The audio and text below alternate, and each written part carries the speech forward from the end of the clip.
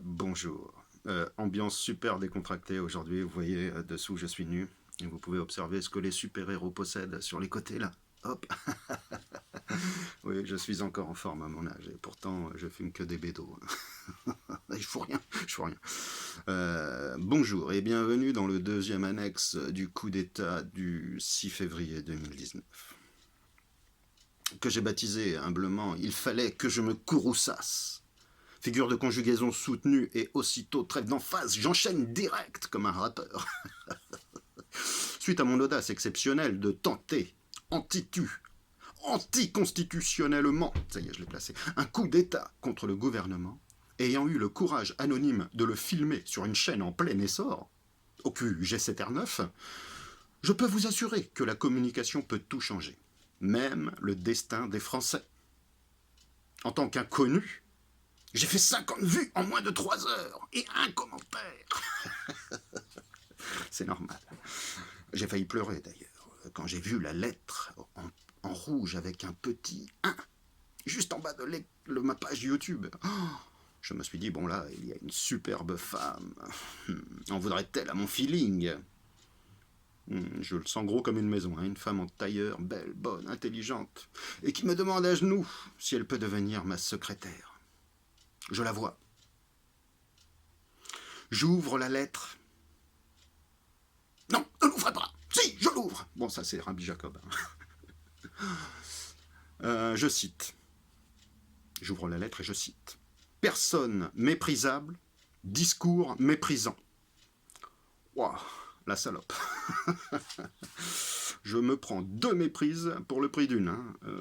Or, le journal anonyme et moi-même avions annoncé publiquement, dans le numéro 9, que nous n'hésiterions pas un seul instant à nous montrer le plus redoutable possible, et ce, en présence d'un cas de pamphlet à notre encontre. Là, pamphlet à notre encontre, il y a. Sombre sotte, qu'as-tu fait là? Je me vois dans l'obligation morale de respecter la parole du journal anonyme. En vous adressant, Véronique, ce portrait terrible de toi, Véronique. Adoratrice inconditionnelle de l'énigmatique Francis Drouet, président des Gilets jaunes, que je projette de remplacer. Bon bref, ça c'était pour le coup d'État. Oh. Eh bien, je vais m'arrêter là pour vous parler de cette femme, Gilet jaune. Cette femme, comme tant d'autres, envoûtée par Francis Drouet lors de rituels consistant à marcher en fermant les yeux, selon des itinéraires que Francis trace avec précision, dans un petit local où Véronique a accès. Véronique, singulière femme aux cheveux rouges et au teint semblable au reflet de la Joconde dans un bidet, nous dit ces quelques mots pour se présenter. Je bois que du panaché, mais ne te fatigue surtout pas à amener la limonade. Sacrée Véronique. Bref, nous ne sommes pas là pour juger cette femme que la vie n'a pas gâtée, mais que la nature a dotée d'un caractère bien utile pour servir un leader gilet jaune. La cécité agressive, qui demande énormément de propension à fermer les yeux, afin de les ouvrir seulement quand son chef le lui demande. C'est très utile, hein. Il faut surtout avoir une Véronique dans son équipe. Ça te fait gagner à toi les matchs. Ah là là là là. On essaye de comprendre. Et on comprend donc sa réaction violente. Quel est cet homme plus compétent que Francis qui veut prendre la place du mien?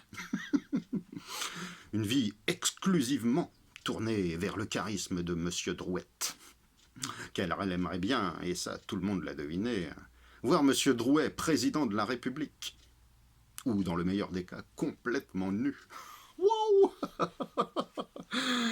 Ah, sacrée Véronique, elle tombe d'émotion devant son leader, sa joue frottant les poils de son torse velu. Puis Véronique dut reculer, car elle avait la joue contre le ventre de Monsieur Drouet.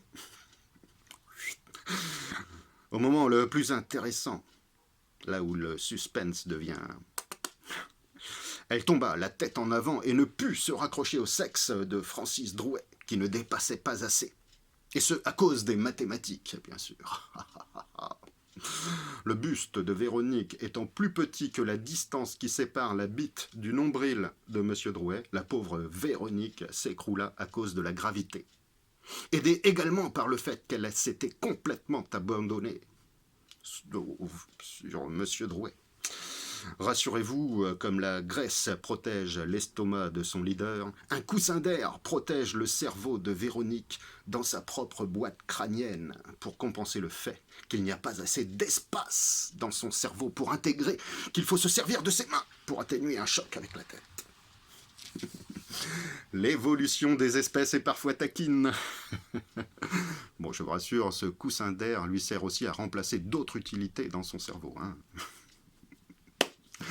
Et oui, elle n'est pas, quand elle est taquine, l'évolution n'est pas avare.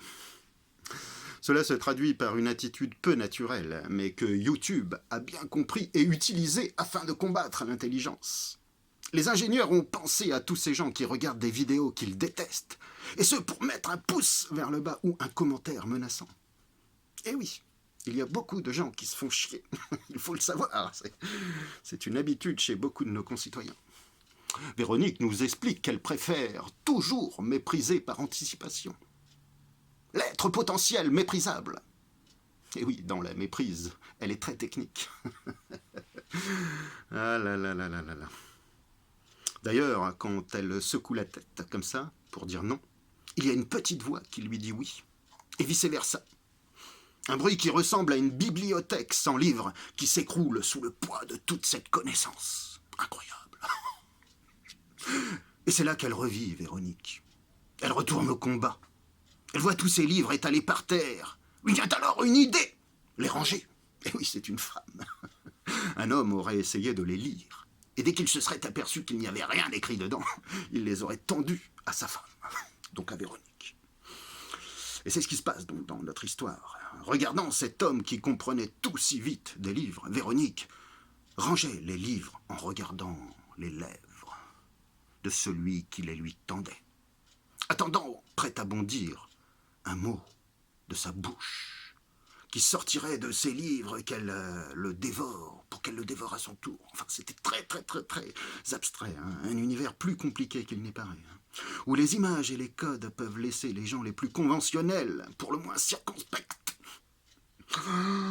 Oui, Véronique, je préfère jouer adroitement un connard pour cacher que je suis peut-être une personne bien, que de me revendiquer maladroitement comme quelqu'un de bien, pour cacher que je suis sûrement une grosse connasse. Je trouve ça plus classe, moi. Il fallait que je me courrouçasse, de toute façon. Bon. Et pour revenir au coup d'État, j'ai tendance à me distraire. Merci de ne pas hésiter à préférer tout ce que je dis à M. Drouet. C'est important pour vous de diminuer l'influence que M. Drouet a sur vous. Car aujourd'hui, c'est mon influence qui grandit auprès de vous. N'hésitons donc pas un seul instant à me choisir à sa place. Désolé, Véronique. C'est notre projet. Vive la République. Vive la France. Il n'y aura pas de Marseillaise car je suis torse nu. Respect.